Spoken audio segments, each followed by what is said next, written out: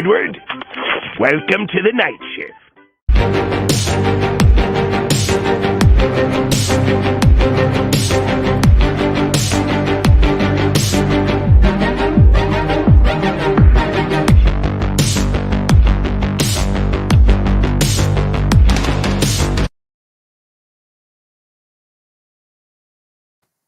What's up, everyone? Happy Thursday night. Welcome to the night shift as we are on the Thursday before Thanksgiving. So maybe next Thursday, if you're not busy, Isaiah, we will have a night shift special, Thanksgiving special after the last Thanksgiving game of the season, last Thanksgiving game of the night in football. So we'll have to talk about that off air. So I'm Laurel. RIP winner is the Asian Skip Bayless. Joining us today, Ben was going to join us today to talk about the Patriots and Falcons, but he is off tonight. But we will talk to him tomorrow when the Lakers take on the Celtics. We're going to have to talk about that tomorrow as well. So, Isaiah, how's it going? It's going great. Tonight I did a show with my guy Ace and John Alcorn on the Coast to Coast Entertainment Network. If you guys haven't seen it, it was very entertaining. It was so much fun, so go check that out.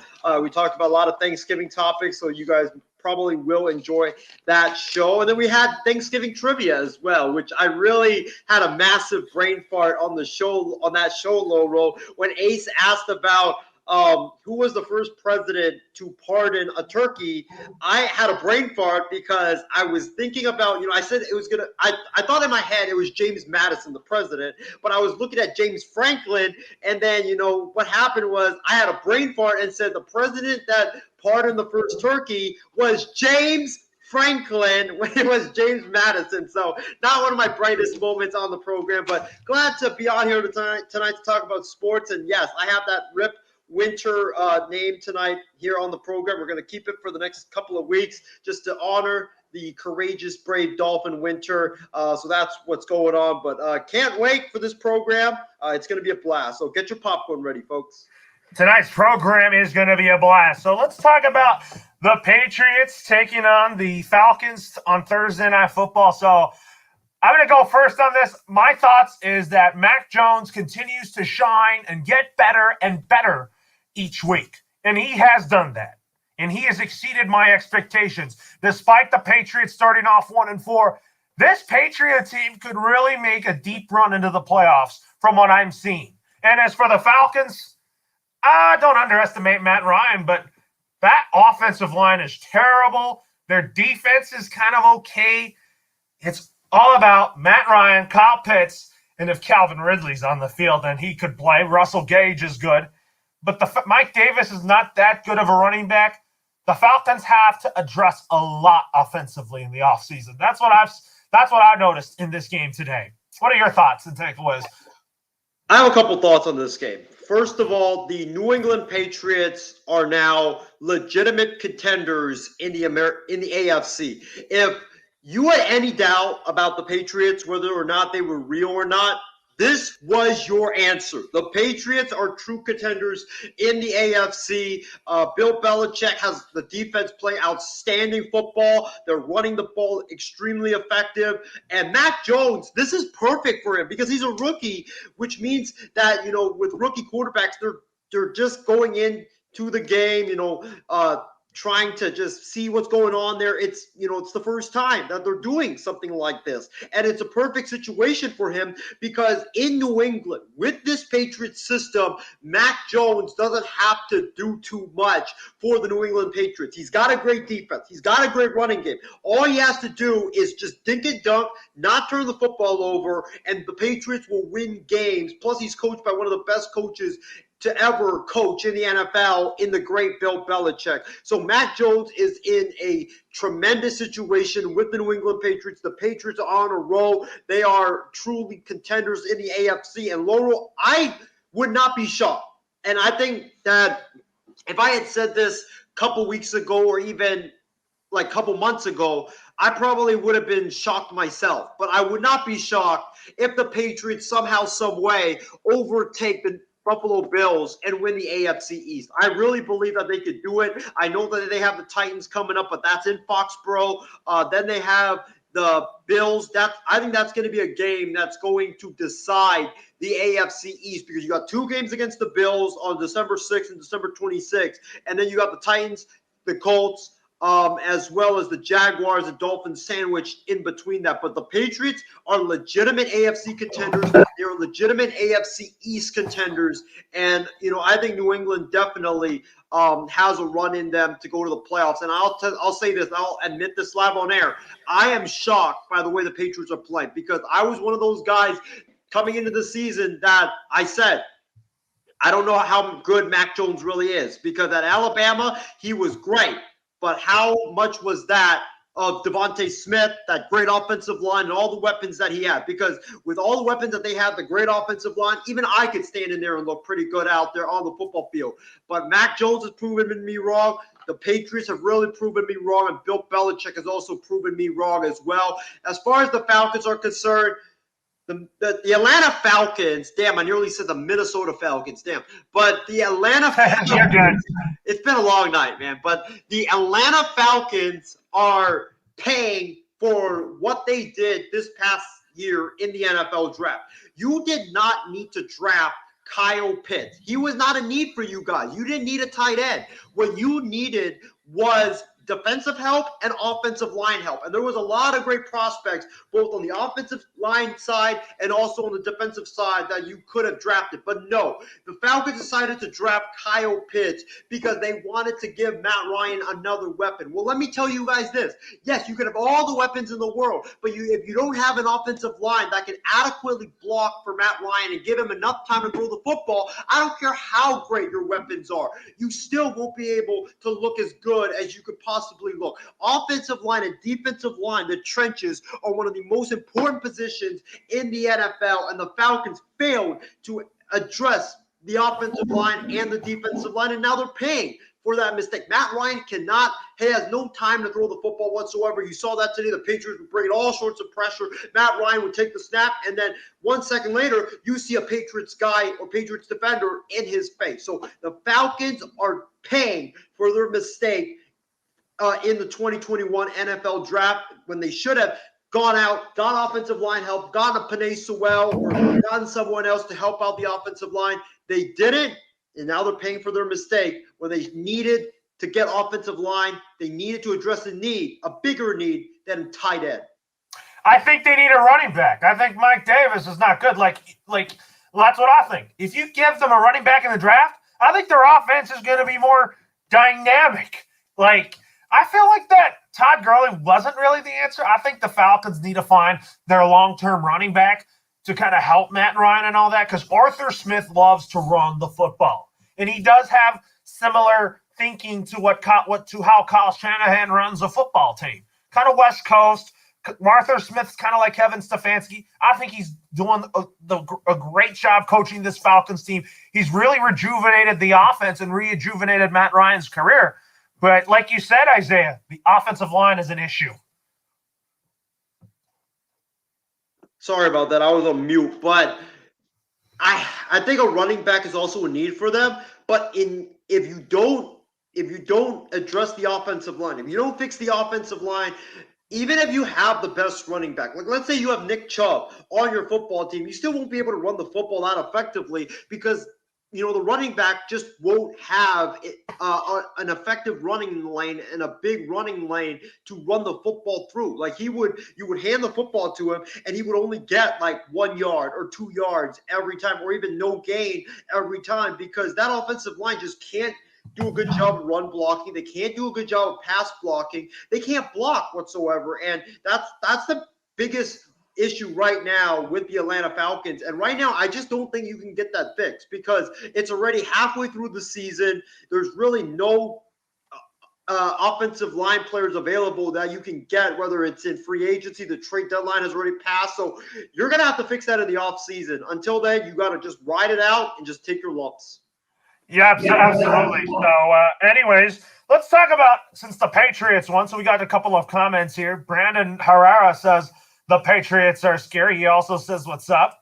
And Ben Kirsch is tuning in, and he says, what's up, guys? I'll do a Patriots post-game show with you both, all possibly before Sunday night or during the action, or he's down for that. So, Ben, we'll talk about more about that on the extra point because the Isaiah's 49ers will not be at home. They'll be in Jacksonville to take on the Jaguars. I know that's both of your teams going head-to-head, both your AFC and NFC teams going head-to-head on Sunday.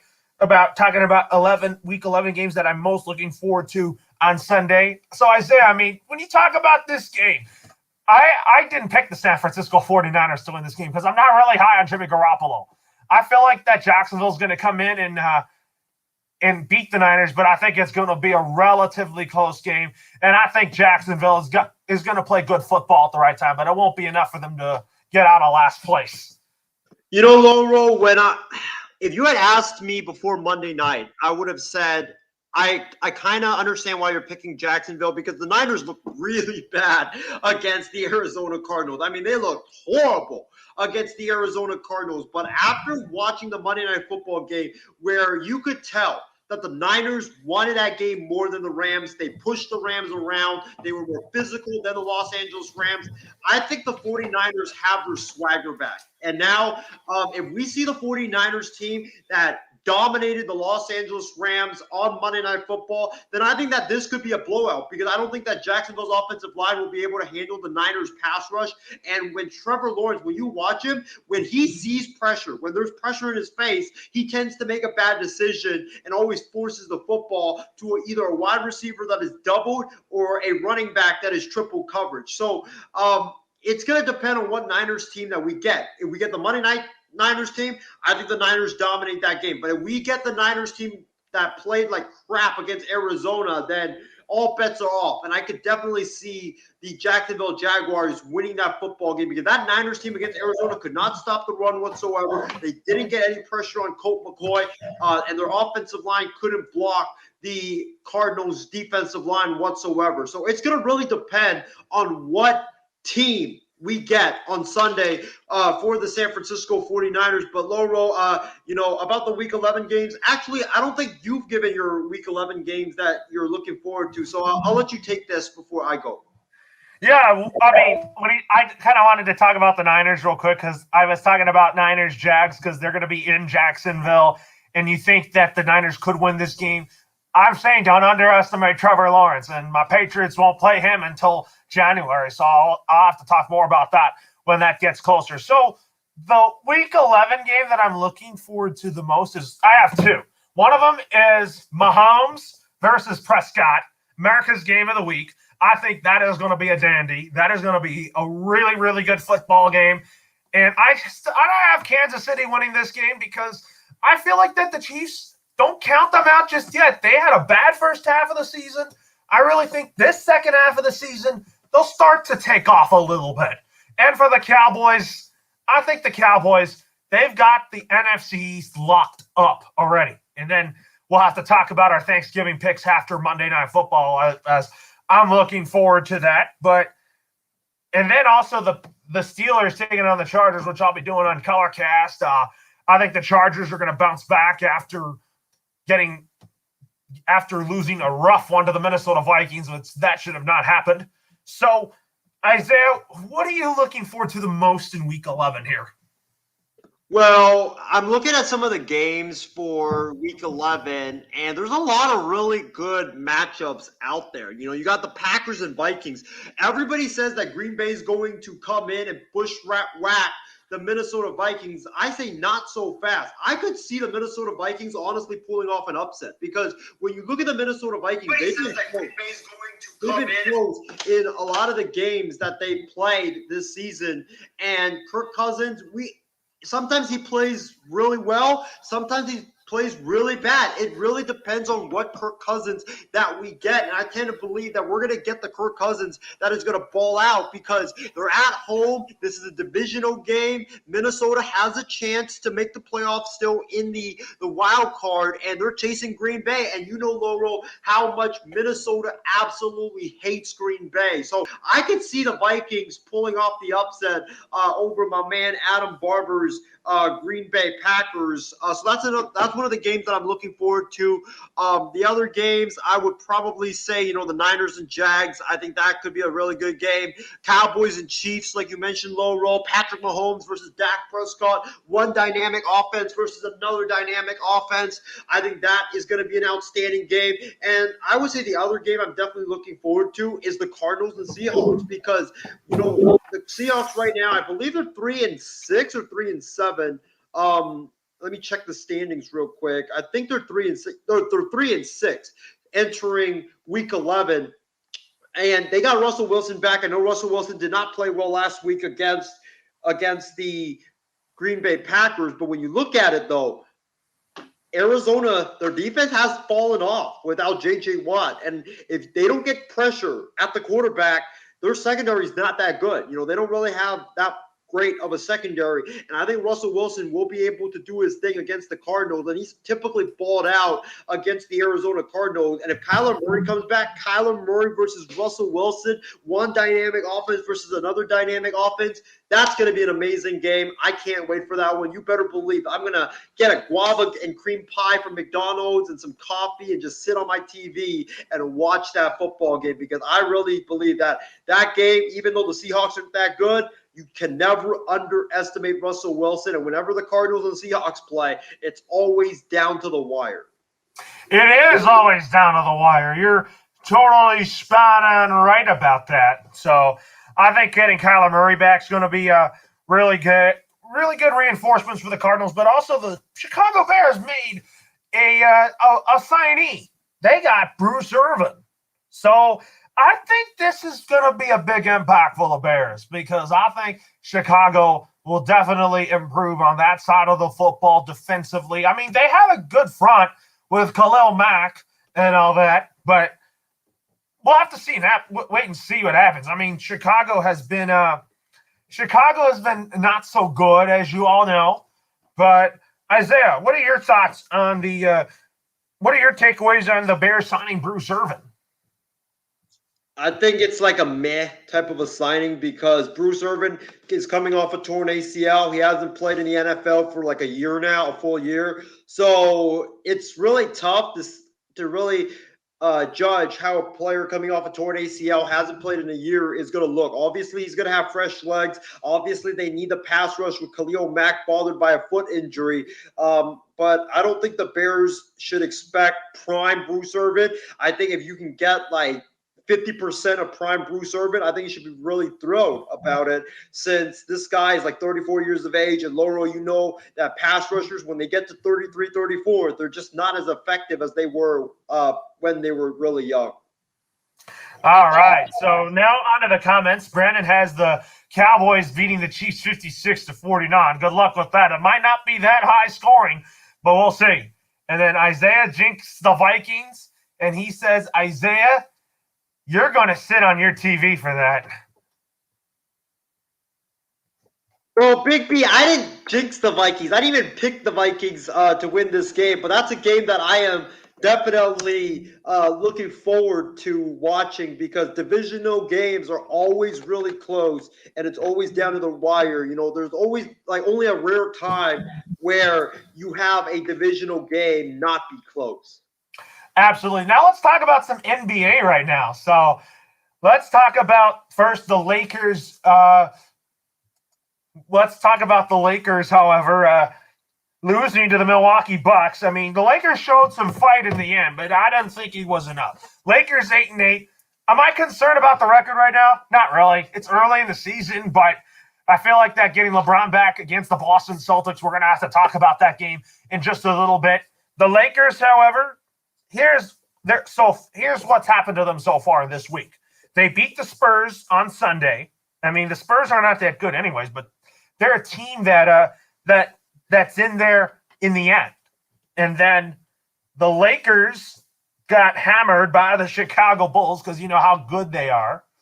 And then they lost to the Bucks on Wednesday. What are your takeaways on the Lakers being 8-8 right now? It's disappointing. It's disappointing because We have LeBron James, we have Russell Westbrook, we have Anthony Davis, we have that big three, we have really good role players as we welcome in, Big V to the stream. We have some good role players, good adequate role players. We should be better than 8-8, and the defense has looked terrible for the Lakers. The offense has looked inconsistent. And also, there's been a lot of injuries. So, it has been disappointing. I'm not panicking yet because, it's 16 games into the season. The season is not 16 games long like it is in the NFL. So I'm not panicking. I think that the Lakers will be fine. We'll judge this Lakers team when it hits February. I think that's when you can really judge a basketball team in the NBA. I think if you judge them now, I think it's just foolish. And I think that wait till LeBron comes back. Wait till Kendrick Nunn comes back. Wait till Austin Reeves comes back. Wait till all the guys that are injured comes back. Trevor Ariza comes back. Then wait like a couple months when they actually get to play together. Then you can actually judge this basketball team. But until then, it's disappointing, but it's kind of expected though because everybody's just hurt and you're missing LeBron James. You are missing LeBron James, and also I want to welcome Brandon to the show. So, Brandon, how's it going? It's going good, guys. Heard you guys break down the Pats Falcons game, and then Isaiah, jinxing the Vikings and picking them over Green Bay. So, and then now he's talking high about how got to expect the Lakers to lose a little bit here with all the injuries. They are the AARP Lakers, so, they need that insurance program. Yeah, that's what Christy Wilson says. And she also has a point here, Isaiah. She says the Lakers might be lacking chemistry, but you never know. I think with the roster, star power that they have, they should be number one in the West. But the 10 years ago. But the Lakers right now, they need to be playing better basketball. So, it also doesn't help that everybody's hurt. That's the thing. Like I said, judge them in February. Once February rolls around, then I think you can really judge them. Like the Wizards, this is over. 11-4. They're not gonna be a first place team in the East. Like, trust me on that. Yeah, they got exposed today by the Miami Heat. So when you talk about the Lakers taking on the Boston Celtics, Isaiah, the Boston Celtics, they're a team that everybody is high on. I think they're going to be in the top 6 or top 7 in the Eastern Conference when it's all said and done. But like you said on Monday, they only rely on Jaylen Brown, Jason Tatum, and Marcus Smart. And for the Lakers, this is a trap game for them. I can't wait for the rivalry to be renewed tomorrow in Boston between the Lakers and the Celtics. That's gonna be a fantastic basketball game. I'm looking forward to that game. But at the same time, will the Lakers show up tomorrow, Isaiah? Well, they better. If you lay an egg in Boston against one of your biggest rivals, then you should be embarrassed and have to find your own transportation home from Beantown.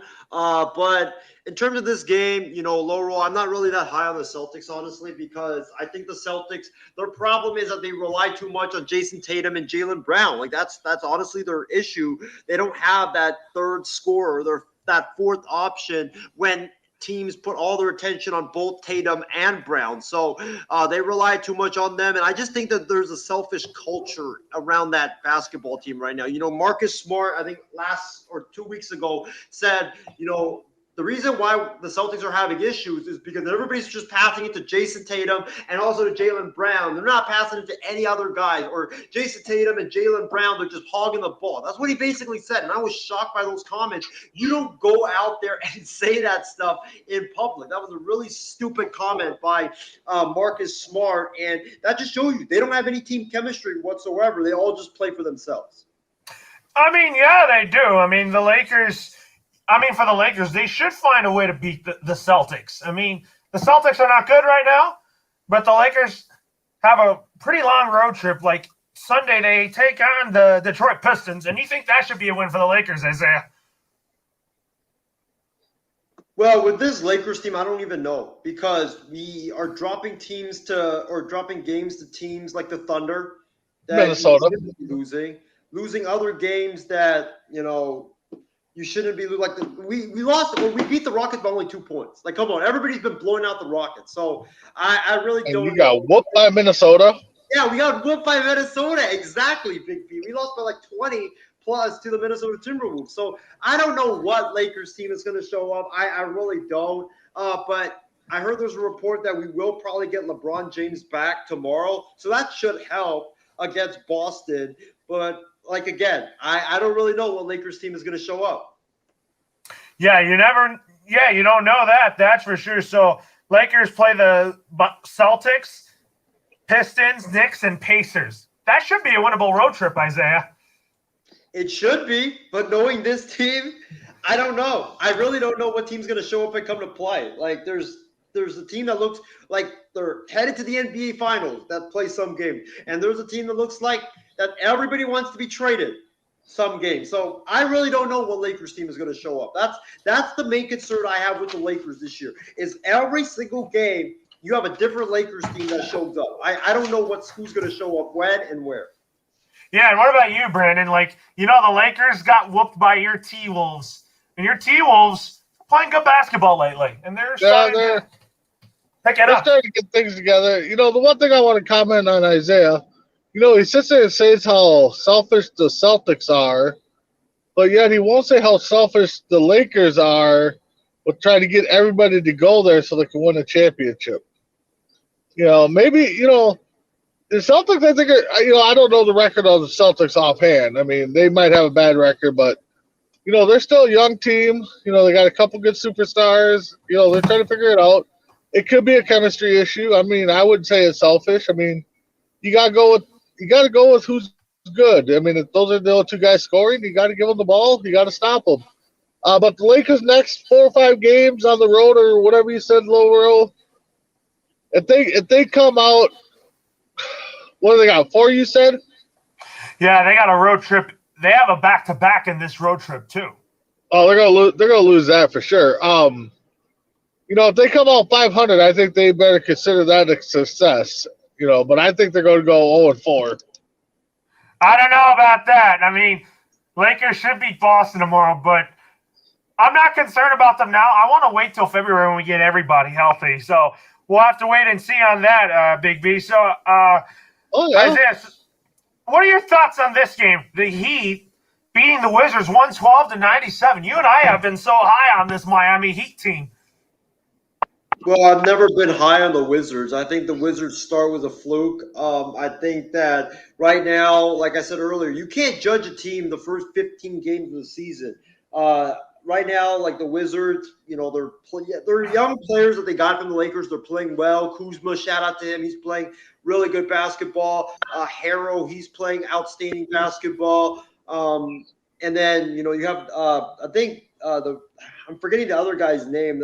Bradley Beal. He's been out a couple games, and they seem to win without him right now. So they're playing good basketball, but I just don't buy into them right now. I think the Heat, this is a team that we could see in the Eastern Conference Finals. The Miami Heat are that good. They're really tenacious on defense. And Tyler Hero, man, is living up to his word when he said that I deserve to be in the same conversation, in the same boat as Luka Doncic and Trae Young. He's backing up what he said. He's having a really strong start to the season. This Heat team, they're a really good team, and I'm not surprised by the result. Yeah, I'm not surprised either. Don't be shocked if they're the champions this year.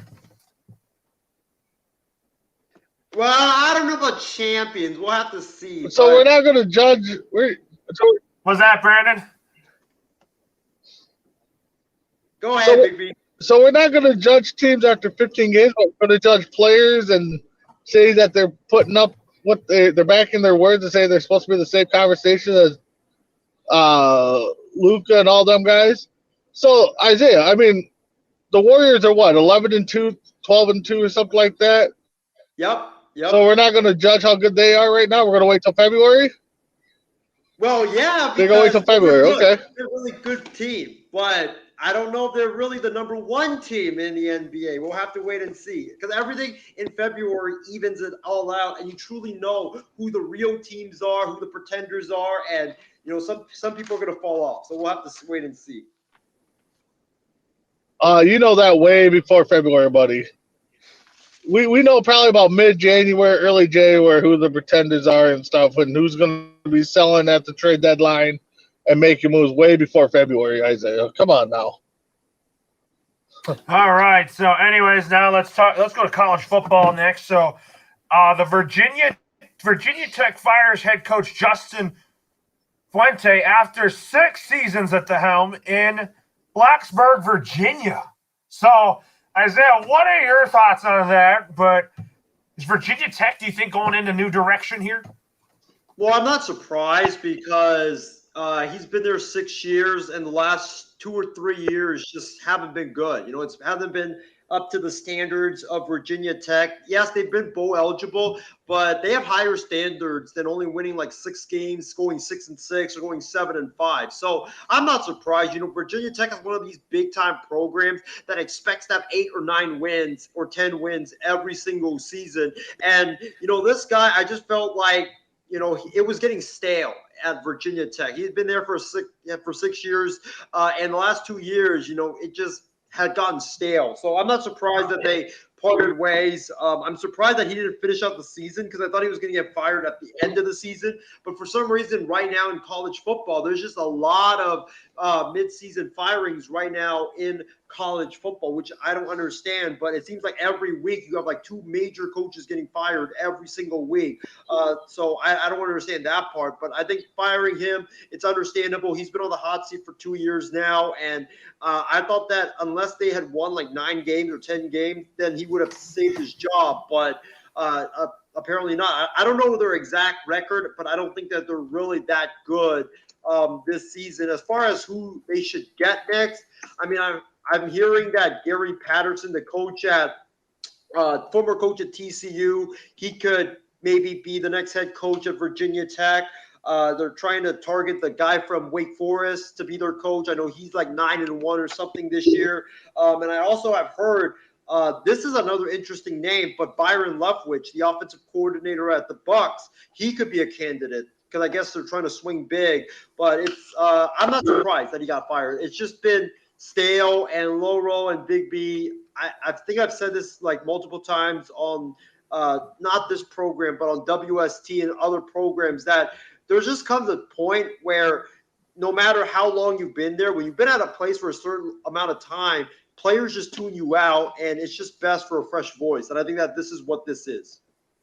Probably is a good time to have a fresh voice. So, Big B, what are your thoughts on this situation before we get to Justin Bosman's comment on who's going to win between Michigan State and Ohio State? We'll get to that in a little bit. For coaches, though, in college, I mean, every 4 years is a new – you go through – it's not like you're, Belichick and you're there forever. You got the same players. I mean, you're cycling through players left to right in college. So I don't know if it's so much the voice as recruiting for Virginia Tech or any college program, So within Virginia Tech should probably go after a big name guy, wise, but somebody with star power, Byron Leftwich would be probably on top of my candidacy to bring in. I mean, he's got the connections. Who? I mean, any former player, who wouldn't want to say, "Hey, I played college football for Brian Deion Sanders," or Trent Dilfer I saw was in the news the other day. So, I mean, stuff like that. I mean, so to me, I don't think it's so much that the voice gets old like it would in the pro game, because you're recycling through players quite a bit. So, but yeah, I think they just need to, find 2, 3, 4 guys to kind of target and, bring them in for interviews and see what they think and, see what kind of connections they can give. All right, so let's talk about one game on the college football thing. I have 2 to talk about. We'll talk about Michigan State or Ohio State, and then we'll talk about Alabama and Arkansas. So my pick to win this matchup between Michigan State and Ohio State, I'm going to go with Ohio State in this game, and then I have Ohio State losing next week when they play Michigan. Isaiah, who's your pick between the win those two? I'm actually going to shock you guys. I'm going with Sparty because what's Ohio State's biggest weakness? Run defense. They are one of the worst teams at defending the run. What is Michigan State's biggest strength? They have a Heisman Trophy contender at running back in Kenneth Walker, who's been going off this season for Michigan State. And Michigan State just needs to run the football. If they can run the football down Ohio State's throat, which I think they will be able to, and then the quarterback just be like Mac Jones tonight, just dink and dunk, not make any mistakes whatsoever, I think they will win because I just think when you're running the football really well and they can't stop you, it bleeds clock as well. So I think that Michigan State is going to win this one in a close one over Ohio State. I think Kenneth Walker has a monster day up there in Columbus. And what about you, Brandon? Who's your pick between Ohio State and Michigan?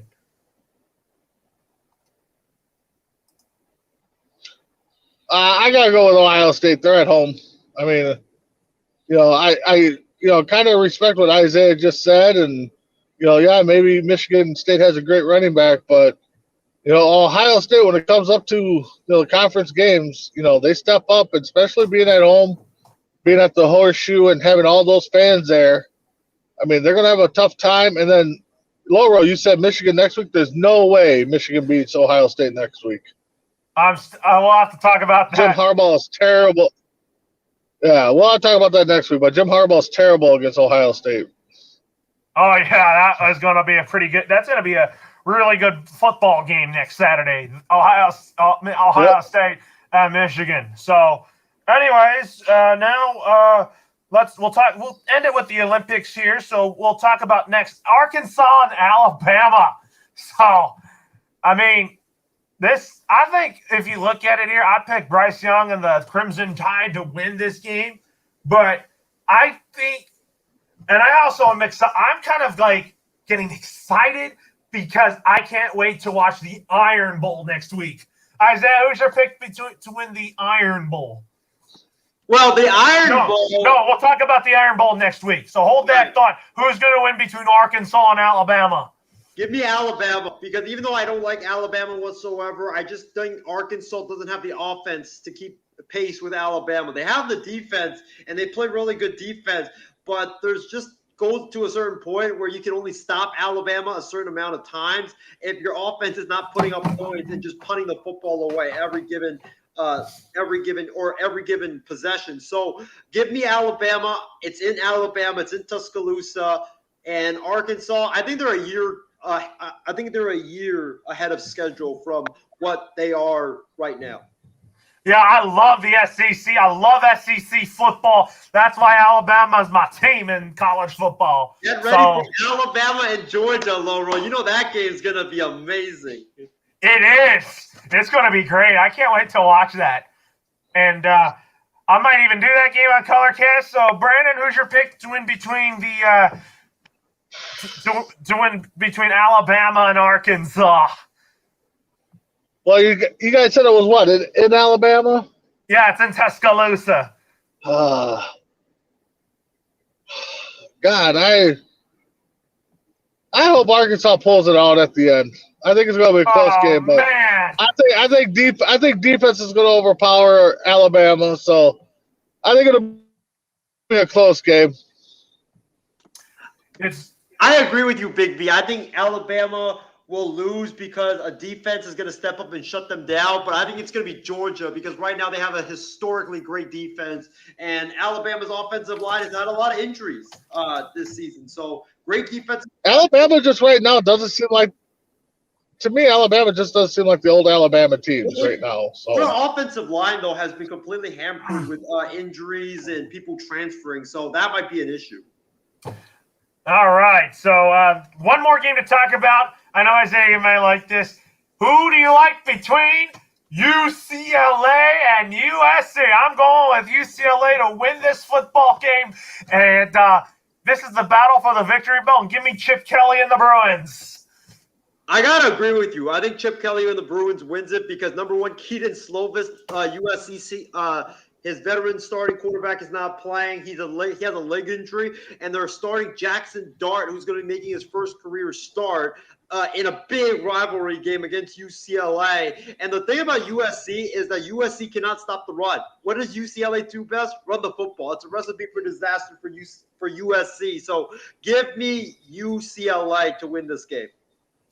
It is going to be it's going to be a good football game, that's for sure. So, anyways, Big B, who do you like between USC and UCLA? If it was basketball, I'd take the Bruins. But since we're talking football, I'm going to go USC. I love this rivalry. I'm from this area, and it's always been it's a good rivalry. Don't get me wrong. I mean, so. Yeah, I pick UCLA. I want to see the UCLA football program, Isaiah, be a contender in some sort, like contend for a college football playoff spot. I think Chip Kelly has that, but I think the recruitment needs to be better. Yeah, I mean, I think they're a year or two early right now. I think they're going to be a contender probably in 2 years. I don't see it this year. Well, obviously not this year, but I don't see it next year as well because they're going to lose their starting quarterback, and you're going to have to probably have a freshman come in. So he's going to definitely need some time to get adjusted. You're totally right about that, but I can't wait to talk about the Iron Bowl next week. Another good game to talk in Ohio State and Michigan, and then you talk about Texas A&M going up against LSU. So Isaiah, before we go to baseball, who do you think's the starting quarterback for Texas A&M? I go Haynes King. Well, I don't think it's going to be King because isn't he has a broken leg? Yeah, he is. He's out for the year, but it's Zach Calzada is the starting quarterback for Texas A&M. I think for the LSU game it'll be Calzada because there's no way a guy comes back from a broken leg in two. No, I was talking about. Do you think Haynes King will be the starter next season? I don't know because Calzada beat Bama, and that carries a lot of weight. So he's like a hero right now, viewed as a hero at the school. So we'll have to wait and see. Maybe you just stick with Calzada. Stick with the hot hand. So, anyways, let's talk about some baseball now. So, anyways, let's start with Bryce Harper winning the National League MVP. And you know that somebody was dancing to Gangnam Style with a Bryce Harper jersey.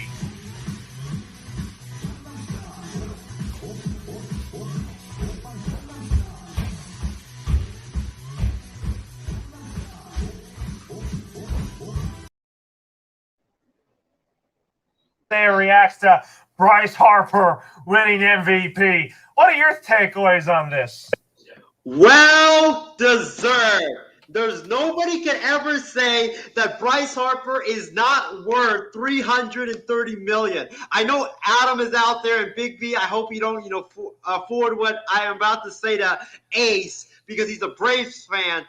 But Bryce Harper, did you guys see what he did in the second half? He hit over like 430 with, I believe, 15 or 20 home runs and at least like 60 RBIs. He struggled badly in the first half, but he picked it up and carried the Phillies on his back in the second half. And I know they fell short of the playoffs, but still, it was a very impressive second half for Bryce Harper. It was something that I haven't seen in a Phillies player in a very long time. He absolutely deserved it. And he's a superstar. He's a guy that is a tremendous outfielder defensively and also offensively as well. He showed, like last year or this past season, he could carry a team. Maybe not to the playoffs, but he could carry a team on his back when needed. He definitely deserves all the money that he's getting. He deserves every single penny. And I'm going to say this. He's the LeBron James of baseball. He's the LeBron James of baseball. He can carry a team. So, oh, my God. What are you saying, Big B? Why don't you not think that? Dude's been overrated since day one. Why do you think he's done what? Look, let me tell you who's overrated. It's Jose Altuve. He's done what? He's overrated. I would take Jose. I would take Altuve over Bryce Harper any day of the week. What has Bryce Harper done for his team? Jose Altuve is overrated. Bryce Harper is all hype. Oh. All overrated hype. The guy has done nothing. 2 MVPs, okay, whoop-de-doo. But his teams haven't done nothing. I mean, look at the Nationals. They get rid of what's the first thing they do? Oh, they win a World Series. Bryce Harper goes to Philly. Money talks and we know what walks, but Phillies are in a long road ahead of them with Bryce Harper there. They're not going to do nothing. You can't put all your eggs. Baseball is one sport. You can't put all your eggs in one basket. Just look at the Pirates. Tatis should have been the MVP. He was close, but I just think Bryce Harper just had a better second half to the season. I felt like that the writers should have just looked at it better for NL MVP. Talking about who had the better overall season. Well, here's why I think that Tatis why he didn't get it. It's because he got injured, and I think that's why he didn't get it. Because I believe he. Well, but no, you're exactly right there, Isaiah. He didn't get it because he got injured. So to me, MVP, most valuable player, to the Padres and to the league. Tatis showed that he was the most valuable player to the Padres. When he was in it, they're winning. When he's out, they're not. So to me, it should have been Tatis. You don't hold injuries against him, though? You shouldn't. If he comes in and shows they were winning before he went down with injury, he gets knocked out, then they started falling. So his bat's important there. That's what the writers voted for who they did. Bryce Harper, okay, whatever. But to me, my vote would have went to Tatis because he showed that, he's the most valuable player on that team. And when they were in, he was winning. So, and they just fell too far out of it to make a comeback. So, to me, I think it's Tatis. It was between Tatis and Juan Soto. Juan Soto definitely had a good season, and I expect really big things out of them next season as well. But talking about Shohei Ohtani. Oh, yeah. It is showtime in SoCal and wherever you may be. It is Disneyland that is definitely jumping for joy for Shohei Ohtani. My thoughts is that I knew he was going to win AL MVP. That was not even close. The best two-way player in the game, the most dynamic player in baseball right now. And I expect big things out of him in the future. You know what?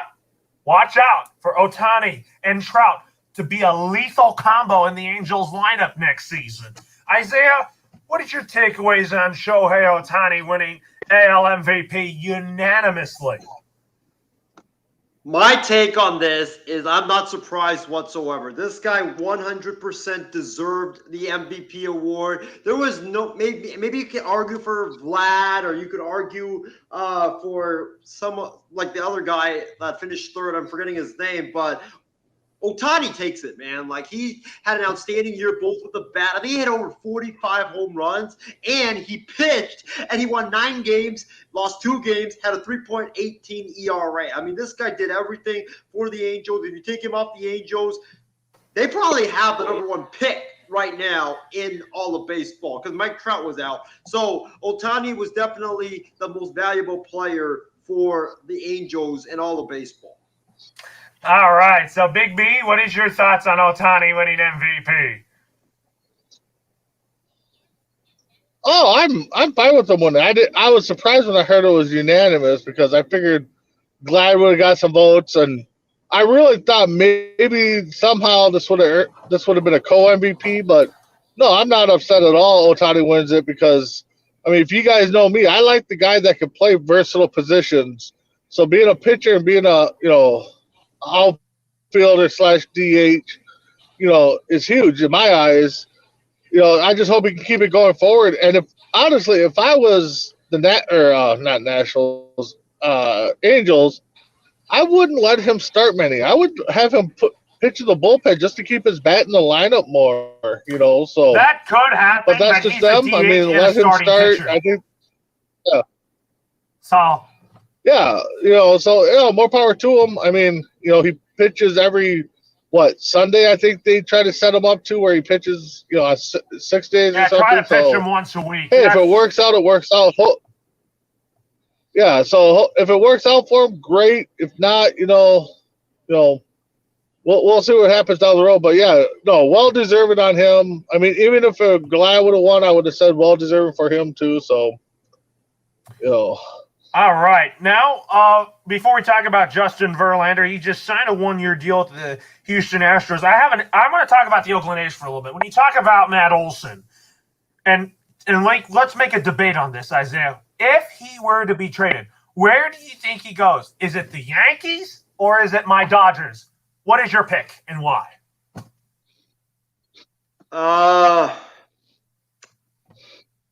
I think he goes to New York because I think that Billy Beane has had a history of trading with the Yankees, and they have a pressing need at first base simply because Luke Voit just couldn't stay healthy last year. He couldn't stay healthy. He couldn't. And when he was healthy, he wasn't even that good. So you need a first baseman, and the Yankee fans are tired of always finishing not winning the World Series. So they want Olsen because he's a guy that's going to be – you can have him for like two more seasons, I believe. And also he's a big lefty bat that plays in Yankee Stadium. I mean, Olsen with that right field fence or the right field short porch, oh my gosh, man. I would not be shocked if he hit like 50 home runs for the New York Yankees next season if he does gets traded. And also the Yankees, they have what I think the A's would want. They have a lot of top prospects. They would have Gleyber Torres, who I'm hearing that any trade involving Matt Olson to the Yankees would start with Gleyber Torres because he would probably be the future shortstop of the Oakland A's. And also, I think you would probably throw in Luke Voit as well just to help with the salary since Voit would not be needed in New York after you get Olsen since you already have a first baseman, you have a DH as well in Stanton. So I think New York just makes very logical sense for the Oakland A's in trading Olsen. I predict that Anthony Rizzo will remain a Yankee, but if Olsen's a Yankee, where do you see Anthony Rizzo ending up with? Wow, I don't really know, to be honest with you. I'm thinking like I was gonna say some AL team, but I think presumably the DH will be in the National League as well. So I really think that man, it's really tough. I predicted that Anthony Rizzo will remain a Yankee. He'll remain in pinstripes. Watch out for Boston because they have Dahlbeck. Well, they do have Dahlbeck, but dude, imagine if they can get Rizzo in. Like if you get Rizzo, you do have that short right field porch in Boston as well. The fence in Boston, he could dominate with Schwarber in Boston. You could move Bobby Dahlbeck to left field if you want. That is true. You could move Dahlbeck to left field and just have Rizzo at first base. Yeah, that's not a problem. But on one of my latest off-season predictions, Isaiah, is I'm going to talk about Brandon's Twins in a little bit. So, you know where I have Kyle Schwarber going to? Your Philadelphia Phillies. Wow. To play with Harper, you need another left-handed bat. Here's my projected lineup if the Phillies get Schwarber. Segura will lead off. I have Didi batting second. And then Rhys Hoskins hitting third, Bryce Harper hitting fourth, JT Realmuto hitting fifth, and Kyle Schwarber hitting sixth. And I also predict that Andrew McCutchen will stay and bat seventh and play and be the DH with Baum eighth and Herrera ninth. I like those the projections that you have there, Laurel, but watch out for Chris Bryant to Philly. And here's why I say that. It's because him and Bryce Harper grew up in Las Vegas together. They're best friends, and he fits a need for the Phillies, left field. So watch out for Chris Bryant to reunite with Bryce Harper in Philadelphia. All right. So, anyways, what about I actually have Chris Bryant going to an NL East team, but it's going to be with the Mets, and I want him to play with Javi Baez again. That's another spot that also makes sense as well. Because I think you'll see an infield of Lindor and Bryant and Baez. So yeah, and I wouldn't be mad about that. It's just that I think with the connection of Bryce Harper, he's definitely a logical fit for Philly as well. All right. So anyways, Big B, we'll talk about his Twins in a little bit here. So, anyways, let's talk about Justin Verlander re-signing with the Astros on a 1-year, $26 million deal. Brandon, I'll have you go first on this. What is your takeaways on the on Justin Verlander going back to the Astros?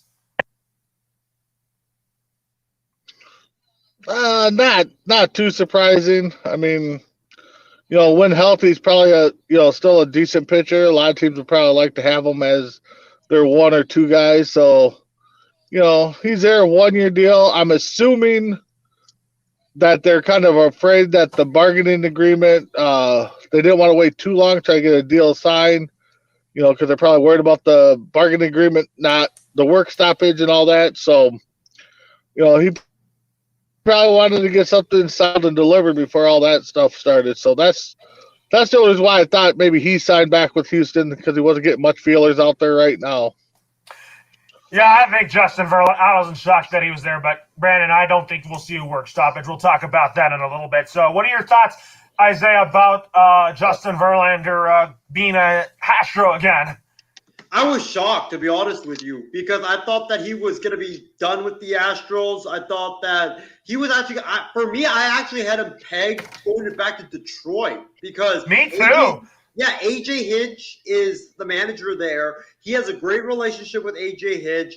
Plus, he loves Detroit, and also they have a need at starting pitching. I know they just signed Eduardo Rodriguez, which we'll talk about at the next topic, but I think I would have taken Verlander with 1 year, $26 million over giving Eduardo Rodriguez a 5 year, $77 million. Plus, you could even have both, since the Tigers' rotation is just so unproven right now with Screwball, and you have, I believe you have Mize.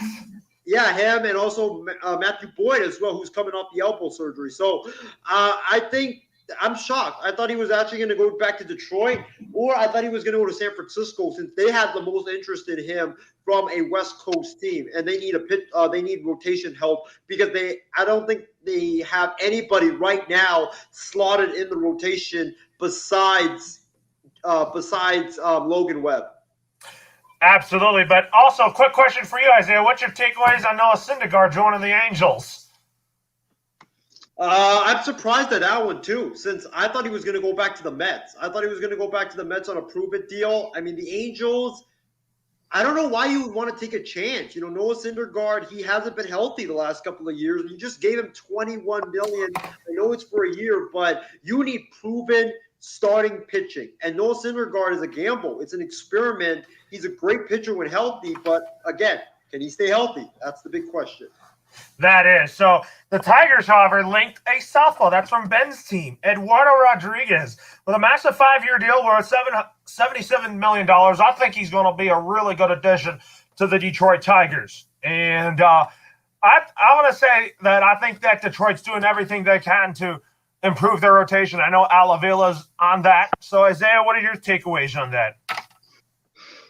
The Detroit Tigers are trying hard to make the playoffs next season. And with how they finished the season, I think that they definitely need some additions, but I think they can definitely make the playoffs, because AJ Hinch, I know there was the whole cheating scandal, but he's a really good manager. He's really good at developing young talent. And with Detroit, they have a lot of young talent. They need some veterans to complement that young talent right now in the Motor City, and they need rotation help. They have Scooball, they have Mize, they have a lot of unproven young players in that rotation. You need some vets in that rotation to help guide these young guys along. And I think Rodriguez, 5 years, $77 million. I think that's a little bit too much for him, given the fact that if you look at his ERA, it's always been 4 point whatever for in his career. He had 1 year in 2019 where he had 3.81. But he's a durable starter. I don't think he's an ace. I think they need an ace to complement this young rotation, but it's definitely a start for the Tigers for sure. And then, Brandon, what are your thoughts on Eduardo Rodriguez going to the Tigers? It should help, like you guys said. They're a young team. They're trying to get better. So adding, decent starting pitching should help. And, they're also linked to Carrera. So If they get him at what shortstop, Justin Bosman says Correa's coming here. So that's what I think too. So you get a couple guys in the veteran leadership that's been to the playoffs, cheating or not. I mean, they've been there, they've done it. So, they can show them hopefully the right way, not the cheating way. But to bring some vets in there that knows what it's like to play in October/November always is a plus for a team. All right, folks. So before we give our thoughts on this, I'm going to play a little video on my phone for you guys. Rob Manfred was talking about the update on the labor negotiations. And from what I heard him say, it made me feel a lot optimistic on what he was saying when I saw his press conference, and I got really good takeaways from it. So here's a little. I'm going to play it over here on my phone. So we're going to play it for you guys right now. We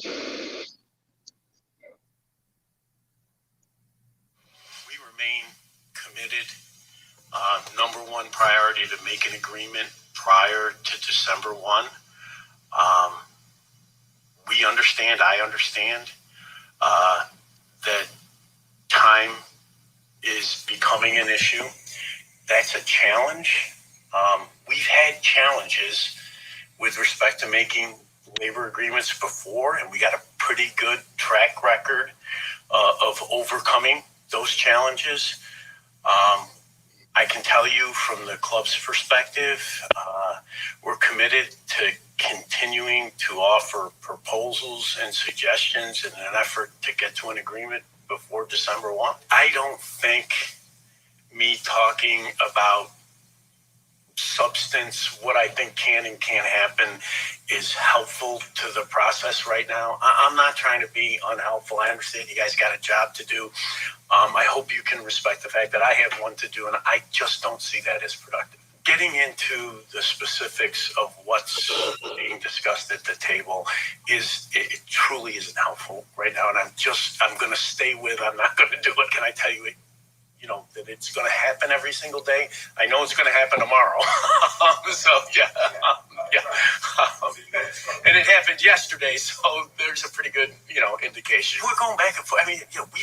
Believe me, we're ready to go. We did not make today and will not make a decision as to what's next. We're focused on making an agreement prior to December 1. I think when you look at other sports, the pattern has become to control the timing of the labor dispute and try to minimize the prospect of actual disruption of the season. That's what it's about. It's avoiding doing damage to the season. I can't believe there's a single fan in the world who doesn't understand that an off-season lockout that moves the process forward is different than a labor dispute that costs games. I don't think there's anybody who understands any better than I do that from the perspective of the fans, they don't want a labor dispute, and that's why our number one priority is to make a deal. The law is, you should continue to operate as normal, even during the negotiating period.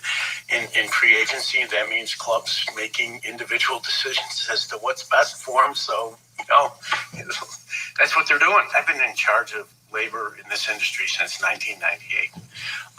Every single time we have found a way to make an agreement and keep the game on the field. One sort of midterm negotiation in the middle of a crisis, a pandemic, I just don't put that much weight on it. Like I said, we've had very, very difficult situations in the past. We found our way through them, and we got great people. I think we're going to find our way through this one too. When I heard Commissioner Manfred say all this, from what he said about getting an agreement done, it remains the league's number one priority to keep the game on the field, not to delay the season. We've seen that in 2020 with COVID-19. Rob Manfred knows what he's doing, and I know that. A lot of people don't like Commissioner Manfred, as he's arguably the worst commissioner in all of sports. And the thing I know about Rob Manfred, he is a labor expert. A lot of people don't know that because he served in the Labor Council in the 1994 players' strike, and he's been in labor relations since 1998. From what was your takeaway from his press conference here? What else was he going to say? He's not going to come out and say, no, we're this far apart. It's kind of like a coach, when they come to trade talks. Well, no, he's part of our team, or you plan on playing with them. I mean, we like the guy. So him saying what he had to say it. I mean, do I feel any different that there's going to be a labor agreement? Maybe. I mean, I might lean at 60-40 right now to, leaning towards a labor agreement before December 1. But there's still, I mean, I'm not going to say, oh, yep, he said everything I need to hear. December 1, there's going to be a labor agreement. There's still two sides to it, three sides, whatever. I mean, so we'll see where it goes. I really hope, Laurel, we talked about it before, that there is no work stoppage, because then it gets ugly. Then it's the first one to cry, first one to, chicken out and give in. So you just really hope that they kind of, work through it, get their sides, get everybody agreed upon things. People are speculating that the players are going to hold out because they wanted to play 100 games, and Manfred 2020 for COVID, the short season, said nope, playing X amount of games, and we're not playing anymore. So, there's a little bad blood there. So, I mean, he had to say what we all figured he was going to say, that, he's optimistic that there will be a signed agreement before December 1st. Absolutely. He also said that they had a meeting about it. They had a meeting about it last night. So, anyways, Yep. And then also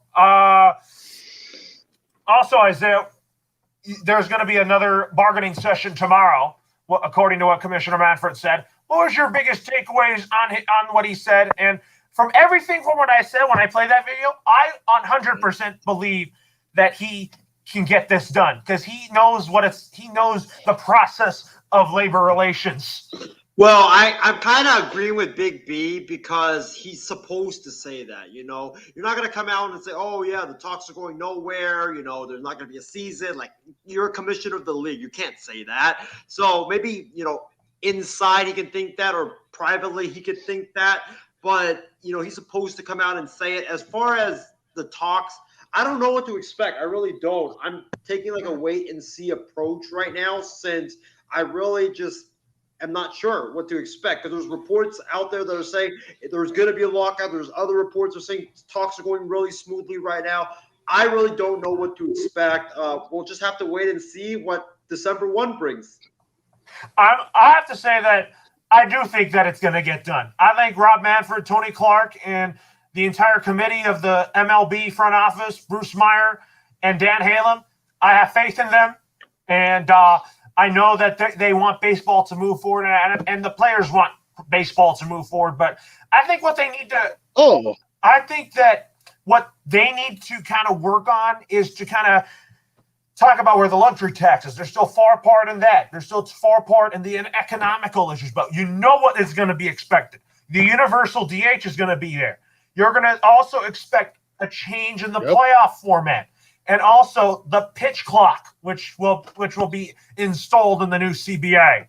So we'll talk about Brandon's Twins in just a little bit here. So let's go to the Olympics here. So President Joe Biden is considering a boycott of the 2022 Winter Olympic Games for the United States over China's human rights abuses.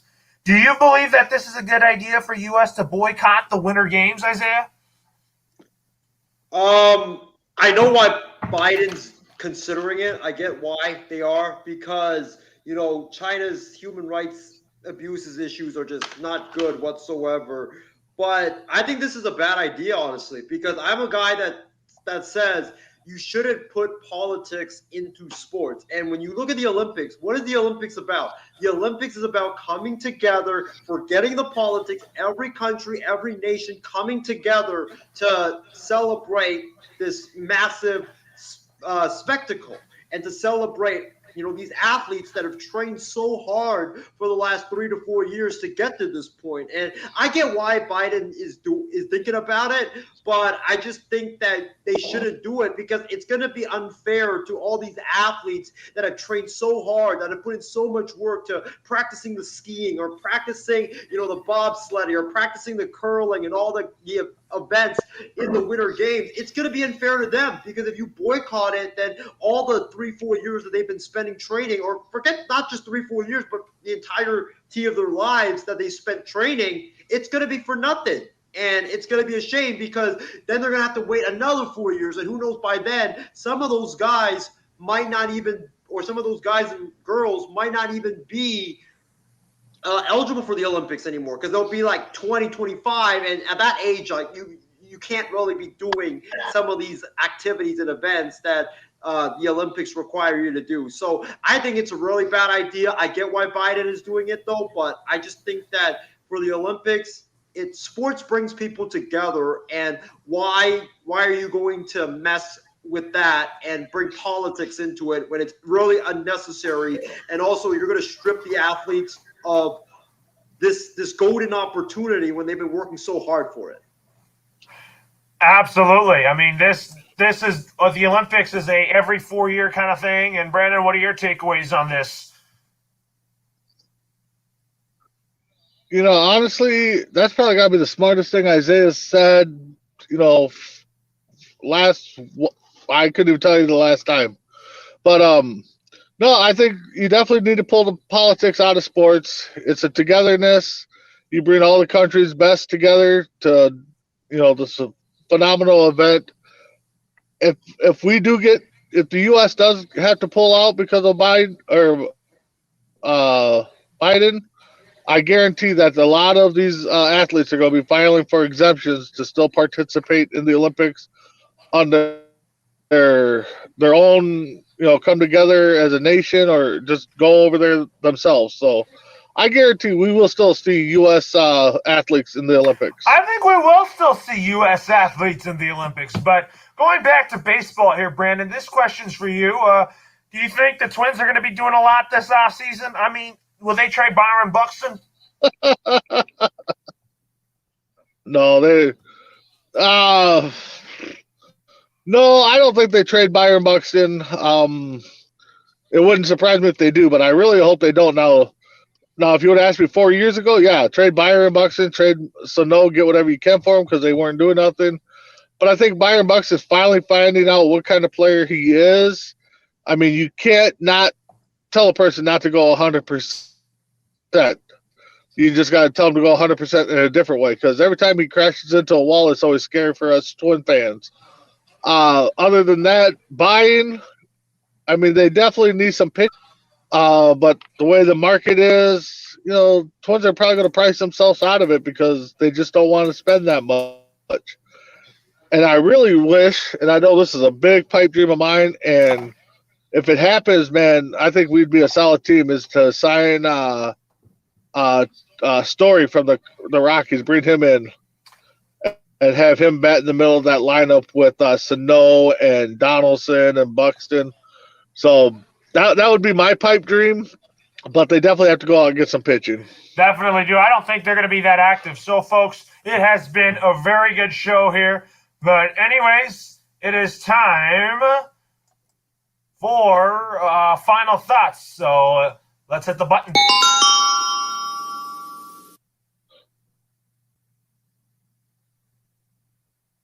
It's been a great show. I mean, thank you to Brandon. Thank you to Justin for tuning in, and Christy Wilson as well. I mean, Casey King, I know you're watching somewhere, wherever you may be. I mean, we'll hopefully see you on the Extra Point on Sunday, giving us your comments here. So, Isaiah, what are your takeaways from this night, and what are your final thoughts? It was a great show, and Big B, I thank you so much for the compliment. That whole thing that we're talking about with the Olympics and Biden, that was probably the smartest thing I've ever said. I really appreciate that compliment. It means a lot, and it means that I'm maturing and I'm growing up. So maybe I'm not the Asian Skip Bayless anymore. Who knows? But it was a great show. I want to thank the fans for tuning in. Justin. I think we had Casey, Christy, and I feel like we had a lot of comments. I don't want to leave like anybody else out of it, but we did have a lot of comments. Thank you to all the fans for tuning in. James Gonzalez, I think, tuned in as well. But Thanksgiving is coming up. It's going to be great. Loro, talk to me after the show. We actually have some big plans to announce tomorrow here on the MI6 Sports Network. But make sure you guys tune in for Wild Sports Talk tomorrow because we got a big announcement coming up. It's going to be huge. You guys will love it. And, just tune in for that. Yeah, I'll talk to you about it out there. Yes, you'll talk to me about it afterwards. But great show, and can't wait to do it. Can't wait to do it next week. Yeah, next Thursday will be a Thanksgiving special edition of the Night Shift, folks. You don't want to miss that. So, Big B, what are your final thoughts? No, thanks for letting me come on. Thanks for the invite. I still cherish this partnership between MI6 and Coast to Coast Network. So I hope the fans enjoy your shows. They also come over to our shows. I'll let you guys know right now that if you come over and watch our shows, you guys got to tune into the show that we did just a little bit ago with Isaiah and some of the funny outtakes he has on there. So, you guys got to check that out. But, just keep tuning into both networks. Both networks have great content and great shows, and I'm enjoying being a part of it when I can. So thank you guys. All right. So for our producer, Stephen Wang, Big B, the Asian Skip Bayless, Isaiah Leong, Lauro signing off for now. I'll see you guys tomorrow for Wild Sports Talk at 9 o'clock. So I'll be doing the Celtics-Laker game, and then we'll be on Wild Sports Talk later that evening. Have a great night, everyone.